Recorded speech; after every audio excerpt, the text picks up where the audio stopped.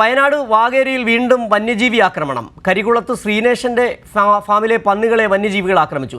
20 പന്നിക്കുഞ്ഞുങ്ങളെ കാണാനില്ലെന്ന് farm ഉടമ പറയുന്നുണ്ട്. വിവരങ്ങളുമായി അനൂപ് ചേരുന്നുണ്ട്. അനൂപ്, ഈ വന്യജീവി എന്ന് പറയുമ്പോൾ അവിടെ നേരത്തെ കടുവയുടെ സാന്നിധ്യം ഉണ്ടായിരുന്ന സ്ഥലമാണ്, ആക്രമണം ഉണ്ടായിരുന്ന സ്ഥലമാണ്.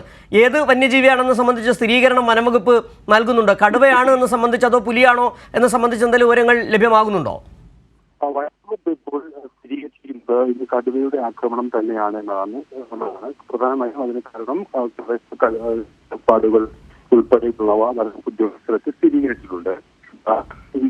ഇന്നലെയാണ് ഈ രീതിയിലൊരു വലിയ ആക്രമണം ഇവിടെ ഉണ്ടായത്. ശ്രീനേഷിന്റെ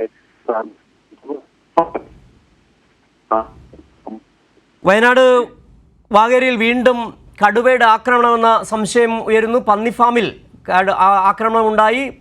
കടുവയുടെ ആക്രമണം തന്നെയാണെന്നുള്ള സ്ഥിരീകരണമാണ് ഒടുവിൽ പുറത്തു വരുന്നത്. ഏതായാലും വനംവകുപ്പ് ഉദ്യോഗസ്ഥർ സ്ഥലത്തെത്തിയിട്ടുണ്ട്. വലിയ തരത്തിലുള്ള പരിശോധന നിരീക്ഷണം നടക്കുകയും ചെയ്യുന്നുണ്ട്.